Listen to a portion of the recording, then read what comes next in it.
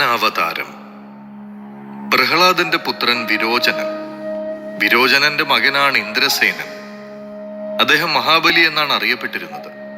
ചെറുപ്പത്തിൽ തന്നെ ബലി ബ്രഹ്മതത്വം പിതാവിൽ നിന്ന് പഠിച്ചു. രാജാവായപ്പോൾ മഹാബലി സമത്വദർശനം ഉൾക്കൊണ്ട് രാജ്യം ഭരിച്ചു. ബലിയുടെ ഭരണകാലത്ത് പ്രജകൾ ഏവരും സന്തുഷ്ടരായിരുന്നു. പ്രജകൾക്കിടയിൽ ഒരു തരത്തിലുമുള്ള ഏറ്റക്കുറച്ചിലുകൾ ഉണ്ടായിരുന്നില്ല. പ്രജകളെയെല്ലാം അദ്ദേഹം ഒരുപോലെ കണ്ടു. രാജ്യത്ത് കള്ളവും ചതിയും ഉണ്ടായിരുന്നില്ല. എല്ലായിടത്തും സമാധാനവും ശാന്തിയും കളിയാടി. അങ്ങനെ അദ്ദേഹം ഭൂലോകത്തിന്റെ മുഴുവൻ ചക്രവർത്തിയായി. മഹാബലി യാഗങ്ങളും ദിഗ്വിജയങ്ങളും നടത്തി. അതോടെ സ്വർഗവും മഹാബലിക്ക് മുന്നിൽ കീഴടങ്ങി. ദേവന്മാർ പെരുവഴിയിലായി. ധർമ്മശാലിയായ മഹാബലി 3 ലോകങ്ങൾക്കും നാഥനായി. ബലിയുടെ ഭരണകാലത്ത് നാട്ടിൽ സർവൈശ്വര്യവും സമ്പത്തും സമൃദ്ധിയും കൈവന്നു. സമത്വസുന്ദരമായ വ്യവസ്ഥിതികളും നിലനിന്നു. അങ്ങനെ കുറെ കാലം കഴിഞ്ഞു. ഒരിക്കൽ ദേവന്മാരുടെ മാതാവ് അദിതി ഭർത്താവായ കശ്യപമുനിയോട് ഇപ്രകാരം പറഞ്ഞു: നാഥ, അദിതി എന്നും ദിതി എന്നും 2 പത്നിമാർ അങ്ങേക്കുണ്ട്. അവരിൽ അതിഥിയായ ഞാൻ ദേവന്മാരുടെയും ദിതി അസുരന്മാരുടെയും അമ്മമാരാണ്. എന്നാൽ ഇപ്പോൾ അങ്ങേക്ക് ദിതിയോടാണ് കൂടുതൽ സ്നേഹം. അതുകൊണ്ടാണ് അവളുടെ പുത്രന്മാരായ അസുരന്മാർ എന്റെ പുത്രന്മാരായ ദേവന്മാരെ യുദ്ധത്തിൽ തോൽപ്പിച്ച് 3 ലോകവും കീഴടക്കിയിരിക്കുന്നത്. എന്റെ പുത്രന്മാരായ ദേവന്മാർ നിലയും വിലയും ഇല്ലാത്തവരായി. ദേവലോകവും അധികാരവും അവർക്ക് നഷ്ടപ്പെട്ടു. അവർ എവിടെയൊക്കെയോ ഒളിച്ച് താമസിച്ച് വളരെ കഷ്ടപ്പാടുകൾ അനുഭവിക്കുകയാണ്. ഇതൊക്കെ എല്ലാവരെയും എന്നതുപോലെ അങ്ങേക്കും അറിയാവുന്നതാണ്. എന്റെ പുത്രന്മാരായ ദേവന്മാർ കഷ്ടപ്പാടുകൾ അനുഭവിക്കാനും ദിതിയുടെ മക്കളായ അസുരന്മാർ നല്ല നിലയിൽ കഴിയുവാനും കാരണം ദിതിയോടുള്ള അങ്ങയുടെ സ്നേഹം തന്നെയാണ്. അങ്ങ് വിചാരിച്ചാൽ എന്റെ മക്കളായ ദേവന്മാർക്ക് നന്മയുണ്ടാകും. അങ്ങ് വിചാരിച്ചാൽ അവരുടെ സങ്കടമൊക്കെ തീരും. അങ്ങനെ അങ്ങ് വിചാരിക്കാതിരിക്കുന്നത് എന്റെയും എന്റെ മക്കളുടെയും ഭാഗ്യദോഷം തന്നെയാണ്. അദിതി പറഞ്ഞത് കേട്ട് കശ്യപമുനി ഇങ്ങനെ പറഞ്ഞു: ദേവന്മാർക്കിപ്പോൾ മോശം സമയമാണ്. കാലപ്പിഴ കൊണ്ടാണ് ദേവന്മാർക്കിപ്പോൾ ഇതുപോലുള്ള ദുരിതങ്ങൾ വന്നിരിക്കുന്നത്. നീ 12 ദിവസം ഭക്തിയോടുകൂടി മഹാവിഷ്ണുവിനെ ആരാധിക്കുക. അങ്ങനെ ആരാധിച്ചാൽ വിഷ്ണുവിന്റെ അനുഗ്രഹം നിനക്ക് കിട്ടും. അദ്ദേഹം നിന്റെ ആഗ്രഹം സാധിച്ചു തരും. ഭർത്താവിന്റെ വാക്കുകൾ കേട്ട അദിതി സന്തോഷിച്ചു. തന്റെ മക്കളുടെ ദുരിതങ്ങൾ തീരുമെന്നതിൽ അവൾക്ക് ആശ്വാസം തോന്നി. അദിതി 12 ദിവസം വ്രതം അനുഷ്ഠിച്ചു. മഹാവിഷ്ണുവിനെ ഭക്തിപൂർവ്വം ആരാധിച്ചു. വ്രതം പൂർത്തിയായ സമയം ഭഗവാൻ വിഷ്ണു അദിതിയുടെ മുമ്പിൽ പ്രത്യക്ഷനായി. അദിതി തന്റെ ദുഃഖങ്ങൾ മഹാവിഷ്ണുവിനോട് പറഞ്ഞു: അവിടുന്ന് വിഷമിക്കേണ്ട. നാം അവിടുത്തെ പുത്രനായി ജനിച്ച് ദേവന്മാരുടെ സങ്കടം തീർത്ത് അവർക്ക് വേണ്ട നന്മ പ്രദാനം ചെയ്യാം. മഹാവിഷ്ണു അദിതിക്ക് വാക്കുകൊടുത്തു. അദിതി വളരെ സന്തോഷത്തോടുകൂടി തിരികെ പോയി. കുറെ കാലം കഴിഞ്ഞപ്പോൾ അദിതി ഗർഭം ധരിച്ചു. 10 മാസം കഴിഞ്ഞു.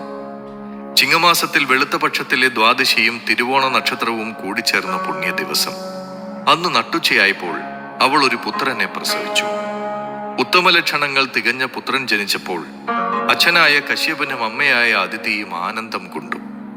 അവർ ഭക്തിയോടുകൂടി വിഷ്ണു ഭഗവാനെ സ്തുതിച്ചു. ആ ബാലൻ വളർന്നു. കശ്യപൻ പുത്രൻ ഉപനയനം നടത്തി.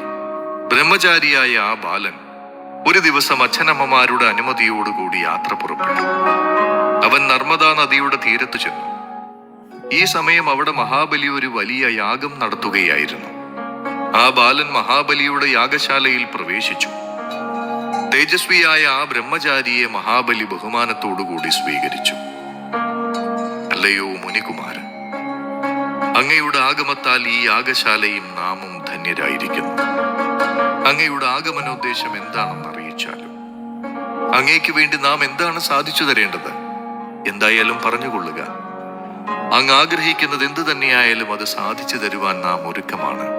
മഹാബലി വിനയത്തോടുകൂടി പറഞ്ഞു: മഹാരാജാവേ, അങ്ങ് വലിയ ദാനശീലനാണെന്ന് നാം കേട്ടിരിക്കുന്നു.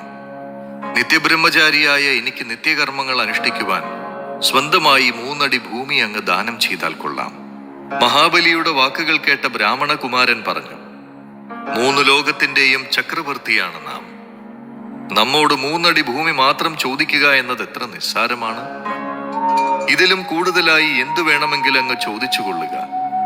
അങ്ങയുടെ ഏതാഗ്രഹവും നാം സാധിച്ചു തരാം. മഹാബലി പറഞ്ഞു. മഹാരാജാവേ, എന്റെ കാലുകൊണ്ട് ഞാൻ അളക്കുന്ന 3 അടി ഭൂമി മാത്രം അങ്ങെനിക്ക് തന്നാൽ മതി. മറ്റൊന്നും എനിക്ക് ആവശ്യമില്ല. ബ്രാഹ്മണകുമാരൻ പറഞ്ഞു. അത് കേട്ട് മഹാബലി 3 അടി ഭൂമി ദാനം ചെയ്യാമെന്ന് സമ്മതിച്ചു.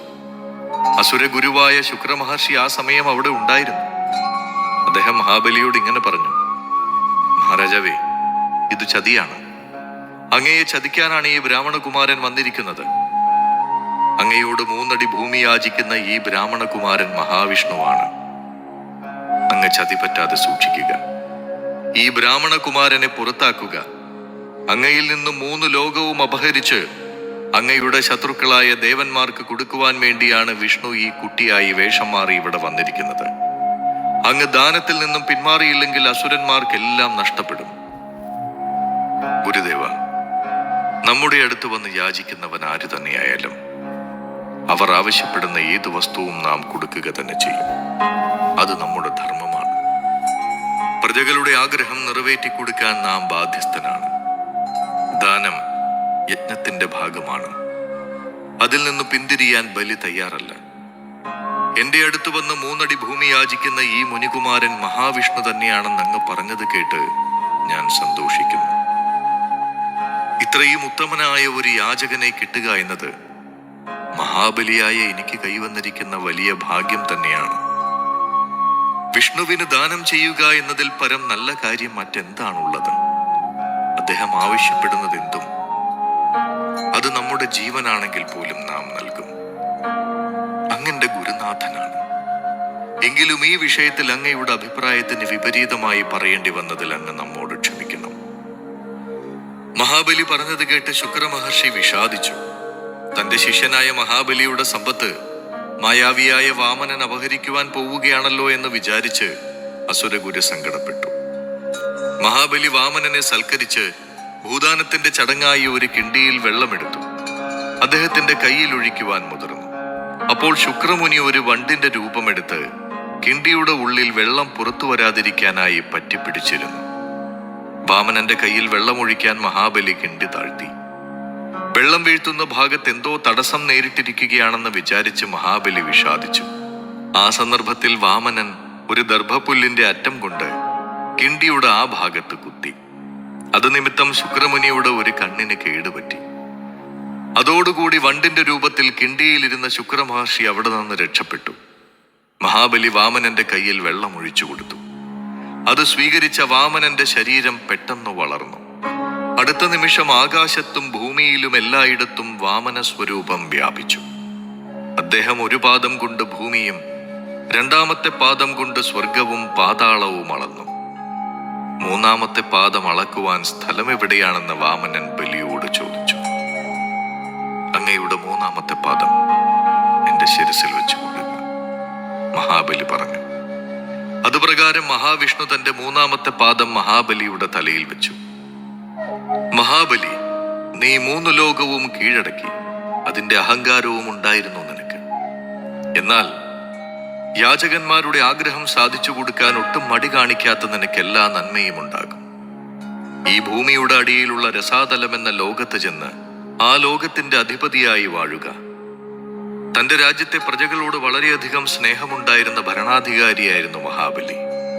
അതുകൊണ്ട് വർഷത്തിൽ 1 തവണ തന്റെ പ്രജകളെ കാണാൻ തന്നെ അനുവദിക്കണമെന്ന അപേക്ഷ സ്വീകരിക്കപ്പെട്ടു.